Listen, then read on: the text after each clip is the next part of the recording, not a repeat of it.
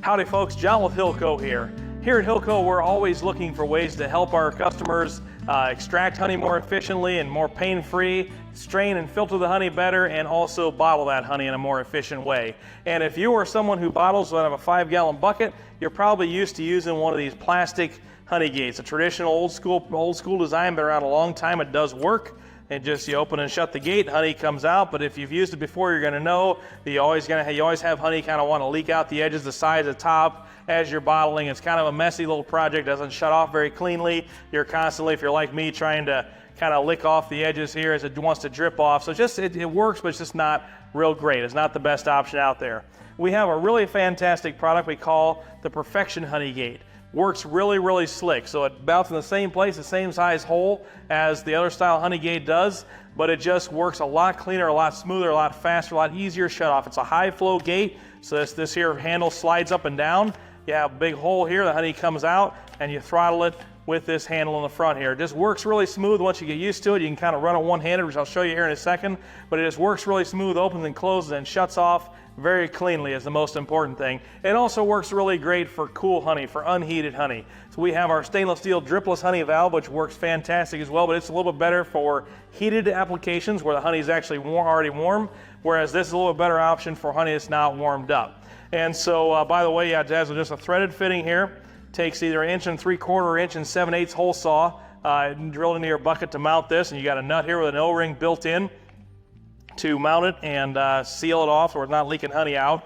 It also has an adjustment screw here in the front with an Allen wrench included that allows you to adjust the tension of this handle going up and down here so that as you're bottling, if you want a little more tension on it, if it's maybe leaking a tiny bit, you can close up that tension or loosen it up to make it slide up and down easier. What I notice as I bottle more with these honey gates is that after the first few bottles, you're going to start to build up a little bit of film of honey here on the surfaces where these two pieces slide together.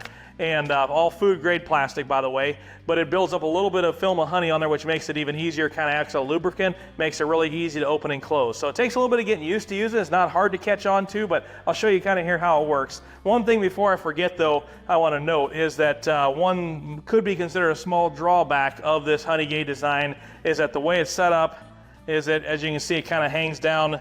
The handle in the front of the gate kind of hang down past the bottom edge of the bucket here. So as you can see here, set on a countertop, it's perfectly fine, but for setting on the ground, you're going to have to set a little block of wood under it or something to keep that from pushing itself upward, which will then cause it to leak honey out. So what I view it as more of you're just going to kind of have a set-aside bucket as a bottling bucket, so that's not really an issue because you can keep it up on the counter or whatever, but just keep that in mind. And if you do have to set it on the ground, you want to put a 1x or 2x block of wood or something like that underneath, or set it on a bench or whatever. Just something to keep in mind there. But anyway, I'm going to demonstrate a little bit. I got some 1-pound bottles here with a 38mm opening, traditional queen line plastic jar.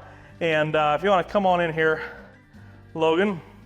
So again, babe, how I run it is just to maybe come around the side here so they can see it. Yeah, so what I like to do is I just kind of hold my thumb up here on top and then have my fingers down here on the handle. And you're going to want to hold the bottle down a few inches because this, you'll notice, and again, this is where it takes a little bit of getting used to, because as the stream of honey is coming out, that stream of honey will fluctuate a little bit of where it's exactly coming out at, depending on a number of factors: how wide you have the valve open, also how full the bucket is, the amount of hydraulic pressure there. Factors like that can affect it, or as you shut it off, it'll kind of kick the flow in just a little bit. So you kind of got to hold it down here so you can quickly compensate for that. But so what I'm going to do here is just open it up.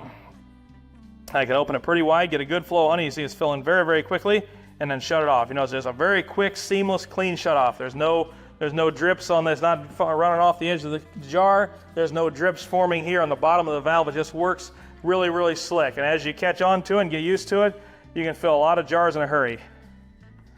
And again, you can throttle it really quickly and just shut it off really fast. It's just really, really slick. So again, this will be kind of life-changing for your honey bottling. If you're currently bottling with a 5-gallon bucket and a traditional plastic honey gate, as you can see, you can just fly through these pretty quick. And I don't even bottle with one of these very much, so I would be faster if I was doing it. Oops, there, I got a little much there. That's good honey. Very good honey.